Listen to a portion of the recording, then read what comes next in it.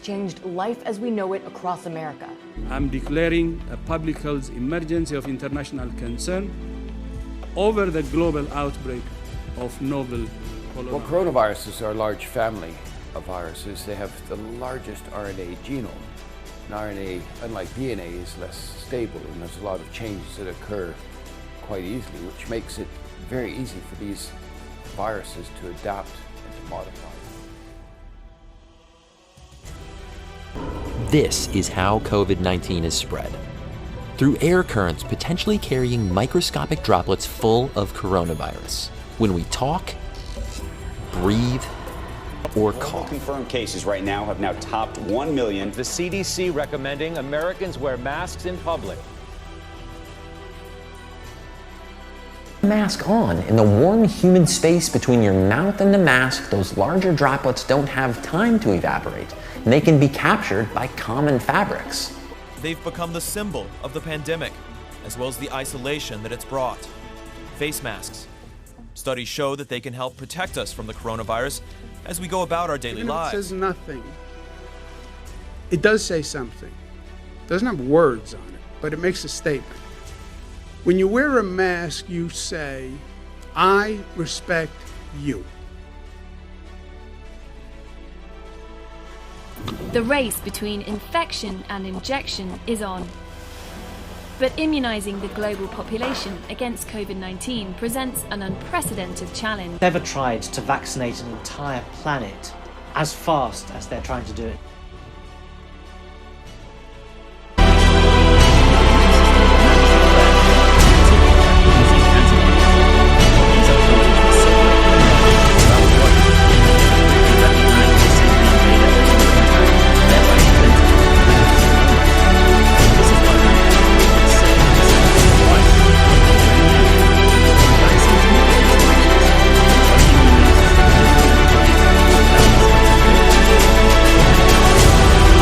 Vaccines do not contain the whole virus, but only the blueprint of an important component of it, called the spike protein.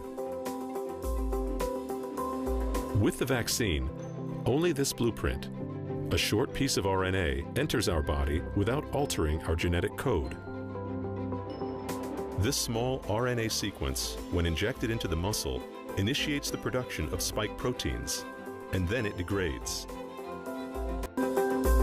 Immune cells patrolling the body present the spike protein as a foreign material to the helper T cells, the conductors of the immune system.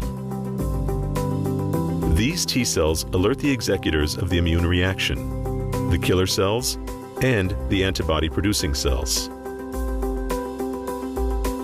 These cells are capable of protecting our bodies from the attack of the virus, while also creating memory cells that remember the spike proteins of the coronavirus, which were prepared for a later virus attack. The most important outcome of vaccination is the development of immune memory. If the coronavirus attacks after this, it has little chance of success. Millions of lives each year. Today, we did it. Today, we hit 200 million shots in the 92nd day in office. 200 million shots in 100 days, in under 100 days, actually. And the bottom line is the virus is on the run, and America's coming back. We're coming back together.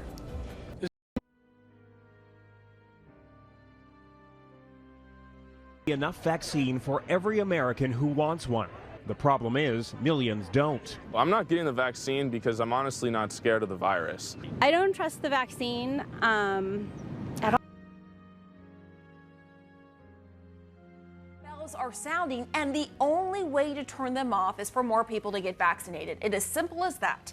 The average of new daily coronavirus cases in the United States is up 65% just from this time last week. So to put that into context, the surge we're dealing with right now, which is driven by the unvaccinated, is worse than the horrible original spike from last spring. Now we have this new study saying researchers found 7 new variants of the virus in the U.S. Acknowledging that, quote, the war has changed because of the Delta variant. Officials now say it is as contagious as chickenpox, spreads faster than the common cold and seasonal flu, and that a vaccinated person who becomes infected can pass it on just as easily as someone who is not vaccinated.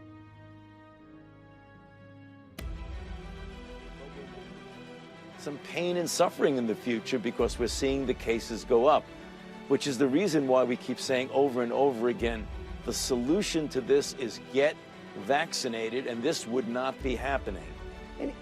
We can't get complacent now. The best thing you can do to protect yourself and your family and the people you care about the most is get vaccinated. The best things the community can do to protect themselves is to increase vaccination rates. We do this. Let's finish the job. Finish it together.